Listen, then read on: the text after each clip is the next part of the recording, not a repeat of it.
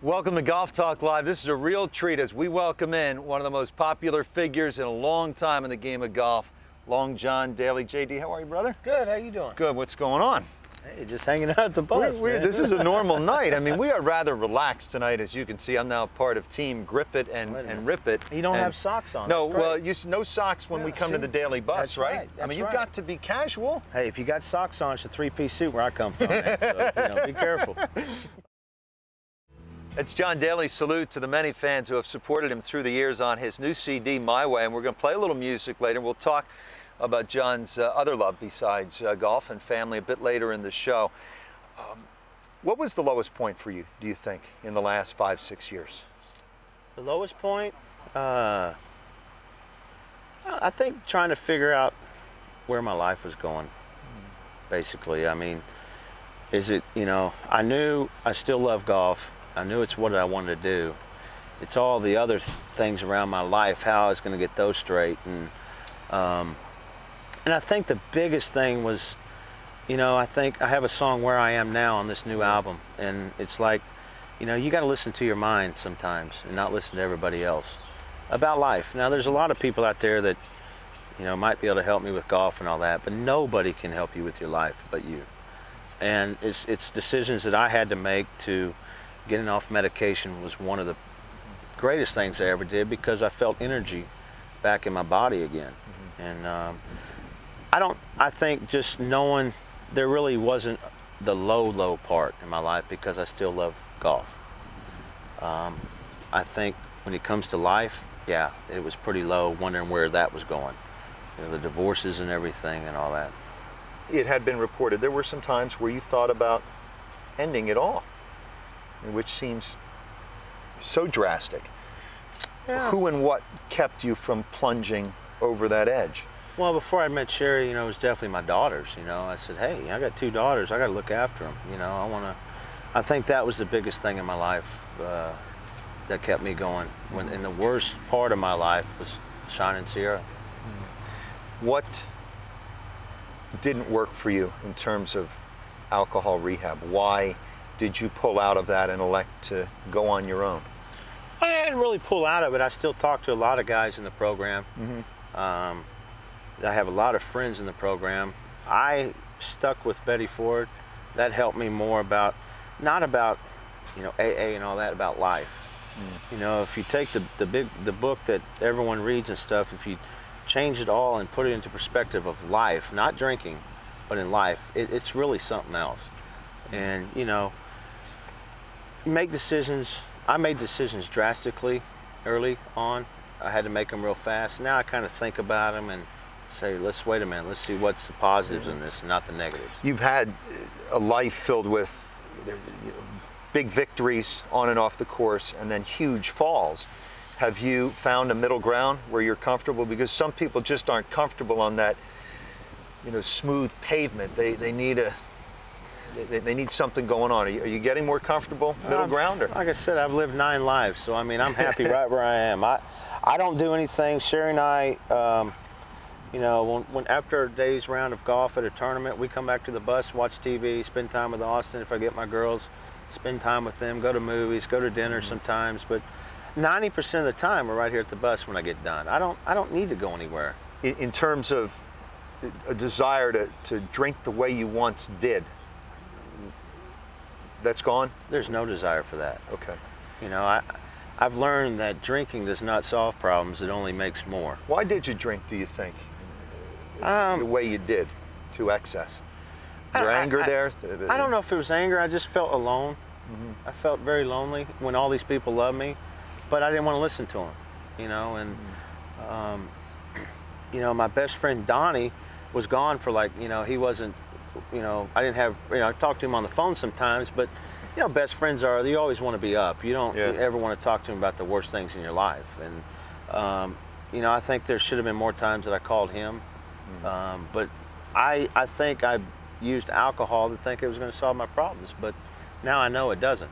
And, making the right decisions in my life to do things that are positive, and people may dwell on the negatives, but I don't do that no more.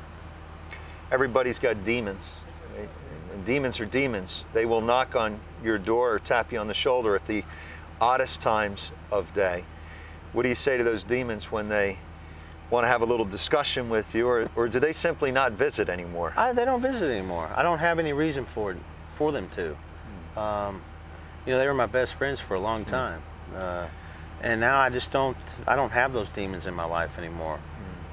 Have you reconciled any of the pain that you may have caused along the way when your drinking was out of control? Yeah, I mean, that's sort of the eighth step in the program we call. It's making amends, to everybody that you might have hurt. And I've tried to do that as much as I could. To a lot of the players on tour, I know I've made a lot of them mad. But the thing is, I can't dwell on them. If I dwell on them, then I'm never going to get better. My apologies were very sincere to everybody around me, and even the people that aren't around me that I said I was sorry to and all that. That's all I could do. But I got to move on and dwell on the positives now. Everybody needs to trust in something. Some people trust something as simple as the sun will come up tomorrow, or some people trust that prayer will get them through. What or whom do you trust? The people around me now. Before it was like a zoo, man. I mean, it was what can they get from me?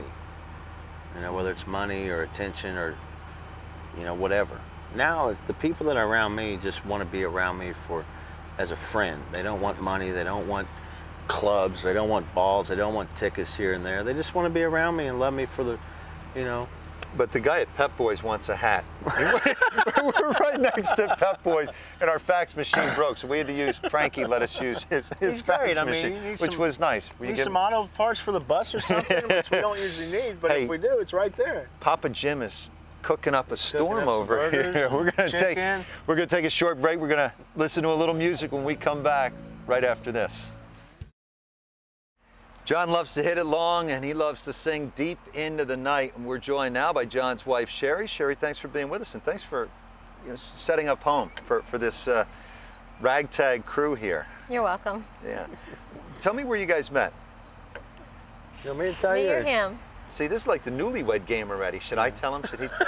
She's going to break out one of those cards in a minute and hit him over the head for blowing the washer and dryer. We met on the 10th hole of the FedEx last year. On Thursday's round. Okay. Spotted her? Well, a friend of mine introduced me to her. How quickly before you were finished, wiped out? I mean... like 5 minutes. 5 minutes? Yeah. You knew it was over? Oh, yeah. Huh? What did you think, Sherry, when you first saw John? Did you know who he was? I knew who he was, but I didn't come to meet him. I didn't want to meet him. I knew I was going to meet him that day, but I didn't want to go out with him. I thought he was too her bad. first things was, I don't like blondes and I hate golf. And I can't tell you the rest. So what was it? Was the blue eyes? What was it? No, I expected him to be real loud and stuff, and he was really soft-spoken. I mean, I'm much louder and meaner than him. He doesn't compare. It was nothing like I expected, like the media made him out to be. I thought he was big and bad. He was really Teddy bear? nice. He's a teddy bear? Little Johnny. Huh? So how soon before you landed the first date? That night. Great. Talk about aggressive play. He did golf and off the course as well. What changes have you seen in John in the time that you've known him? I didn't really know him before. I just had heard of, I'd kind of heard everything, but he's just nothing like that. And I think he's changed because he's happy, and he doesn't have anything to run from. And I mean, I'm not digging in his pockets. And I don't roll him at night or anything, so he's pretty happy. She's in comedy parlance. She's killing tonight. This is a little unexpected, JD. What do you know about marriage today that you didn't know before? Patience is a virtue in marriage. Oh, really? Yeah. Something like that. But she's great. She doesn't care about going places and doing things. If we're hung out at the bus, she's fine with it. She loves to travel overseas and stuff, which is good for me. Okay. You guys travel everywhere together? Yeah. We go everywhere. Sometimes we leave Austin if it's going to be overseas. But if it's going to be 2 weeks, we're taking him. If it's a week, then we've only left him 2 weeks since we've been married. So we'll probably leave him this next one, and then after that, he's going to. Austin's 2? Yeah. Kids are nice. I mean, we all love them. I have 2 of my own, but it's awfully nice to get a little quiet time, isn't it? A vacation. Yeah, yeah, it is. Yeah, it's and vacation for parents. You don't need to go anywhere. Just, can we be locked in a room with nobody else Well, there? that's how Just, it is overseas, and that's our vacation from everybody. All we do is get locked in a room, and we call room service, and we do hands and feet all night. That sounds so nice. The music, John. Who'd you listen to growing up? Well, I think my parents had 8 tracks, little Ray Price and Jim Reeves and Roger Miller, stuff like that. And when I got a little older, I fell in love with Alabama, the countryside of it, and then love B.B. King. I love the blues music of B.B. King. You've got Lucille. I've got Lucille. Guitar. This is not Lucille. That's not by the way. Lucille. That's an Ovation. Hold this up before I heard it. The crew Well, here knows me well I enough. thought you tuned it up for me. But BB's Lucille's hanging on the wall amongst a lot of other. How many guitars? Probably about 47 now. Yeah, from just unbelievable people. Sherry, what do you think of his singing? I like it. Pretty good. I think it's really good. Yeah. Does the music help you in any way? In other words, music is sort of reflective about life. Is it therapeutic in any way for you? Yeah, doing this album, I think it is. I'm not a singer, and I want everybody to know that. Yeah. But the thing about it is every song has a different beat in my album. They're all written by me, Darren, or Johnny Lee, and they're all about me. Except I do Knocking on Heaven's Door because it's one of my favorite songs It's a great of all rendition. time. We heard it in the bus earlier. Really good. And Darren Norwood does ESPN song. It's a sort of a cool song. But all the rest of them is me and Johnny Lee about the songs that we've written together. My Life, Gotta Find It, Mr. Fan. You Don't Know Me is a song that I wrote right before we wrote Mr. Fan. And I turned that into sort of a Make-A-Wish song. Because, if you don't know somebody, don't judge them, And I've seen some pretty incredible things at Make-A-Wish, and I've seen some sad things. I've seen some kids, leave our world that really shouldn't. But an inspiration on You Don't Know Me is Lori Laird, who used to be Lori Reed. She had cancer when she was 16. She had 6 months to live. She's in a wheelchair, bald hair, or just bald-headed. Not really a chance to live, and next thing you know, she talks about Make-A-Wish and me on my album. She's 26, married, and got a beautiful daughter named Sydney, so there is hope for the kids. There's hope, and there's some miracles out there. Oh, yeah. Just some strong-willed people, too. Oh, she is a very strong-willed person. When does the CD come out? We're trying to get it out in about 3 weeks. 3 weeks to a month, it'll be out. You gonna play something for us as we head to break? Well, I do a little golf version of Knocking on Heaven's Door. Let's do We it. can try it. Did you tune this? I did. No, I didn't. Sherry, thank you didn't for tune it? stopping by the way. Welcome. And keep an eye on Big Jim with the burgers, because I think he burnt some of the hot dogs already. Huh?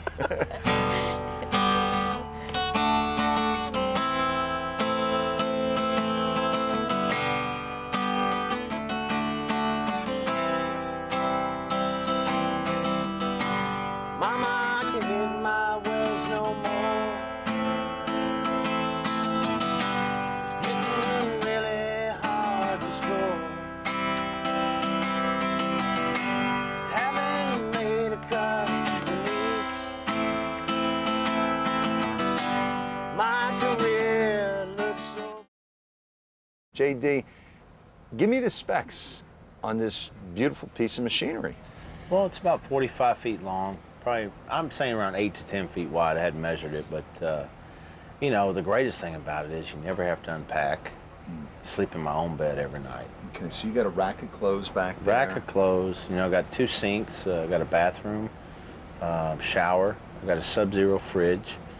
Got a microwave. That's an oven microwave. I got the stove.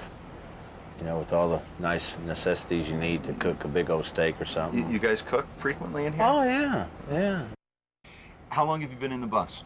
Well, I've had a few buses. This one's the greatest. This is called a Featherlight coach. Prevost is a chassis, but it's a Featherlight, which I think is the best interior people to deal with. And we've actually got a beautiful luxury bus here this week that has a slide outs, and that's the one I'll be driving in about 2 weeks. Nice.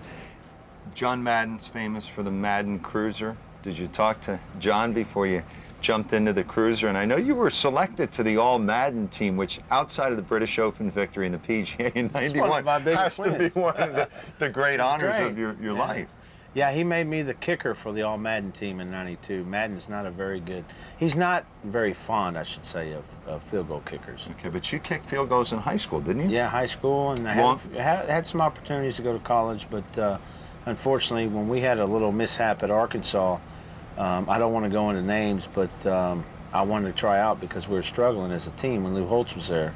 As a team, as a field goal kicker, we lost a couple games, and I asked Coach if I could go kick field goals for the Hogs, or at least try out, because from 40 in, I'm straight on, and I probably won't miss, but I'm not a long field goal kicker. Okay. Anything outside 40, I'm not going to make. No soccer style, straight ahead. Straight on, barefooted left, barefoot, left-footed. Barefoot?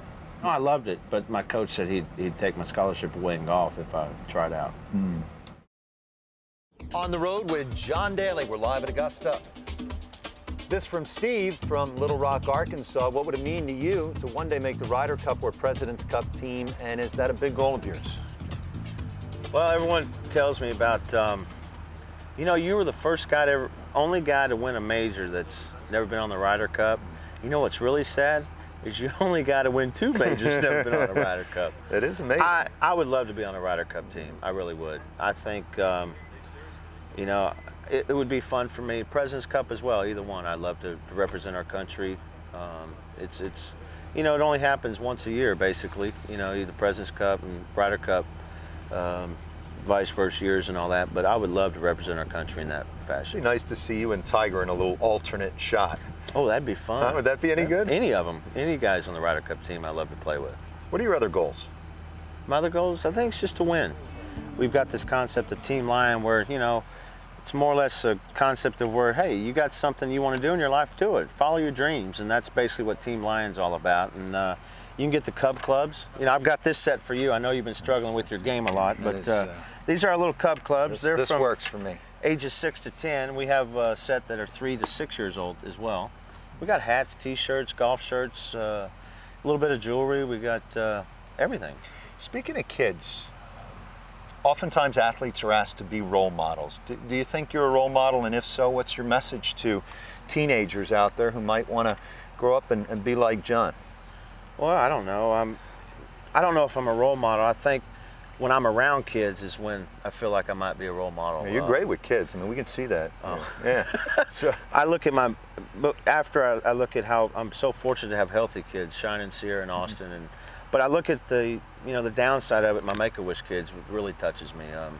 We've seen a lot of kids. I've seen a lot of kids die. And if you've ever seen these kids, they're always happy. I met this kid named Cardi in Houston, and he's in a bubble suit. It's I think he's the first child ever to be able to come outside in a suit that NASA has made for kids that, otherwise he's laying in a bed in a bubble.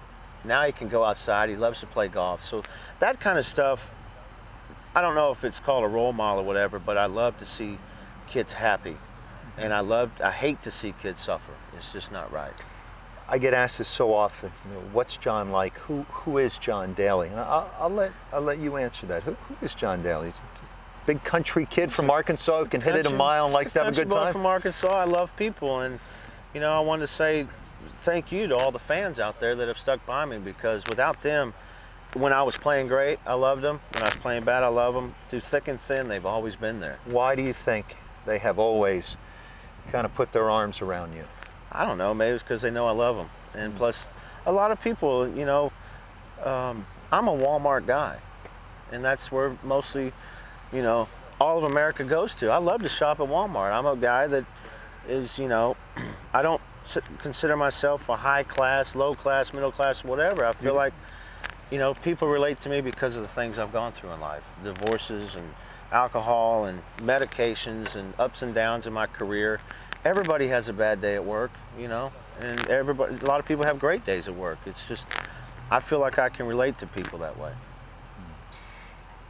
Where do you hope to be in 15 years? You giving that much thought? Sitting right here at Augusta talking to you, Are baby. you gonna take after the old man over here? Huh? I don't know if I can cook like Dad, but I tell you what, I brought him here because he wanted to watch some Masters. I don't want my fans are thinking all I do is make him cook, but he loves to cook. So I mean, JD, this has been a whole lot of fun. Thanks for opening your bus to us, and as always, thanks for opening your life. I think that's the other thing people love about you is that you're an open book, and not that difficult to read, and we can see you have a giant heart. Thanks for being with us, pal. Hey, always a pleasure. Thank you, guys. Take care. John Daly.